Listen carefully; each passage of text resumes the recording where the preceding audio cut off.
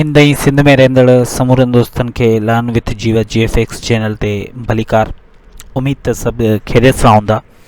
जी त दोस्तो, कल असां मज़मून जा जेके अहम किताब आहिनि ऐं उन्हनि जा जेके लेखक हुआ उन जे बारे में पढ़ियोसीं ऐं तव्हां सां वाइदे मुताबिक़ अॼु हाज़िर थियो आहियां थीसिस या मकाला जेके अहम आहिनि सिंधी अदब में ऐं उन्हनि जा लेखक कहिड़ा आहिनि या तहक़ीक़ कंदड़ कहिड़ा आहिनि उन हवाले सां ही वीडियो आहे जेका उन्हनि दोस्तनि जे लाइ कारआमद साबित थींदी जेके सिंधी सब्जेक्ट स्पेशलिस्ट ऐं सिंधी लेक्चरार जी तयारी कनि पिया ऐं जेके सिंधी अदब सां चाह रखनि था उन्हनि जे लाइ लाभाइती साबित थींदी।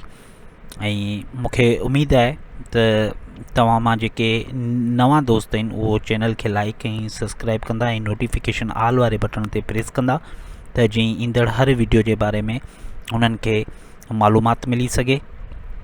ऐं जेके नवां आहिनि उन्हनि जे लाइ ख़ासि इहो आहे त प्ले लिस्ट में जेके गुज़िरियल लेक्चर आहिनि वीडियोज़ आहिनि उहे मौजूदु आहिनि। उन्हनि तां हू जेको आहे ॾिसी सघनि था ऐं सिंधी अदब जूं काफ़ी शयूं उन्हनि जूं क्लियर थी सघनि थियूं। ऐं वक़्तु ब वक़्तु दोस्त पंहिंजी राय खां आगाह बि कंदा अचनि पिया।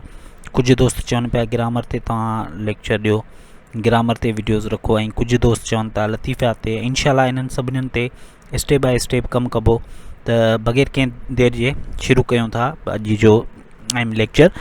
त सिंधी अदब में जेके अहम मकाला आहिनि, जेके मौज़ू आहिनि उहे ऐं उन्हनि जा जेके तहक़ीक़ कंदड़ आहिनि या लेखक आहिनि या जंहिं उन्हनि ते PhD कई आहे उहे हिन वीडियो में ॼाणाया विया आहिनि।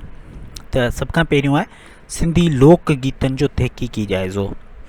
सिंधी लोक गीतनि जो तहक़ीक़ी जेको जाइज़ो आहे उहो डॉक्टर कमाल ॼामड़ीअ साहब जो किताबु आहे ऐं इन मौज़ू ते जेको आहे कमु कयो आहे।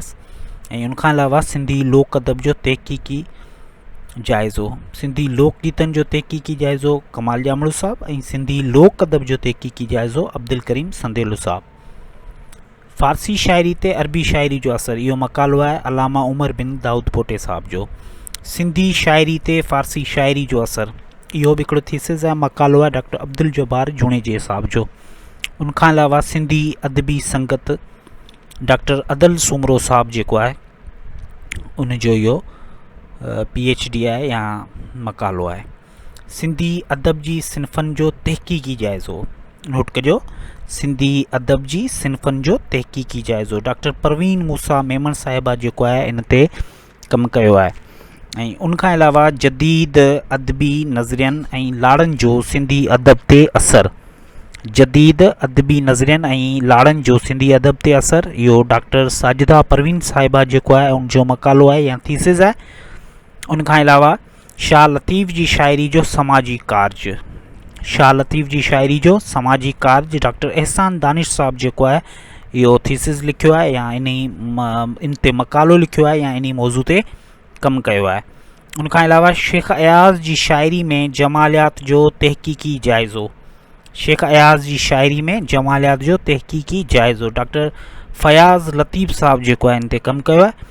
शाह लतीफ़ ते थियल तहक़ीक़ जो जाइज़ो, शाह लतीफ़ साईं जी शाइरी या शाह लतीफ़ ते जेको तहक़ीक़ थी आहे उनजो बि तहक़ीक़ी जेको जाइज़ो आहे उहो गुलाम मुस्तफ़ा खड़ो साहब जो आहे।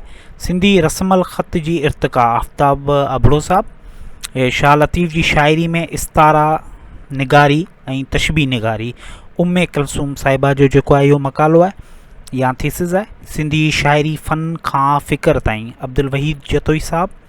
शाह लतीफ़ जी शाइरी में पहाका ऐं इस्तिलाह, इंतहाई अहम सवाल इहे थी सघनि था, पेपर में अची सघनि था या इंटरव्यू में जेको आहे इहो पुछी सघनि था त शाह लतीफ़ जी शाइरी में पहाका ऐं इस्तिलाह कंहिंजो थीसिस लिखियलु आहे या कंहिंजो मकालो आहे, त इहो आहे सैयद अज़हर जीलानी साहब जो।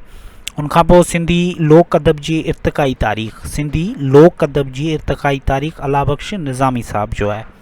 सिंधी ॿोली जी लसानी जाग्राफ़ी, डॉक्टर ग़ुलाम अली आलाना साहब जो लिखियलु किताबु आहे। ऐं सिंधी लाड़ जी अदबी ऐं सक़ाफ़ती तारीख़ जेका आहे जंहिंजो हिते मूं ज़िक्र नाहे कयो पर इहो बि डॉक्टर ग़ुलाम अली आलाना साहब जो आहे, मुंहिंजे ख़्याल में थीसिस इन ते थियल आहे। इल्म लिसान ऐं सिंधी ज़बान, प्रोफेसर अली नवाज़ जतोई साहब जो मशहूरु किताबु आहे जेको कंहिं तहक़ीक़ ते मबनी आहे। सिंधी ॿोली जो समाजी कार्ज, डॉक्टर अलादाद ॿोईअ साहब जो जेको आहे तहक़ीक़ी कमु आहे। सिंधी गज़ल जी ओसर ते जेको कमु कयो आहे उहो डॉक्टर अयाज़ कादरी साहब कयो आहे। आज़ादी खां पोइ सिंधी अफ़सानवी अदब जी ओसर ते डॉक्टर शमसुद्दीन उरसाणी साहब कमु कयो आहे। सिंधी ॿोली लसानियात खां समाजी लिसानियात ताईं डॉक्टर कासिम बुॻीअ साहब जो थियल कमु आहे। मूंखे उमेदु आहे त तव्हांखे ही जेके चंद अहम किताब या अहम जेके मौज़ू हुआ, जेके थीसिस हुआ ऐं उन्हनि जा जेके लिखंदड़ हुआ, इहे सम्झ में अची विया हूंदा। इंशाअल्लाह नेक्स्ट वीडियो में वरी नेक्स्ट टॉपिक सां गॾु हाज़िर थींदासीं। तेसीं ताईं पंहिंजे दोस्त जीवत कुमार खे इजाज़त ॾींदा। अल्लाह हाफ़िज़।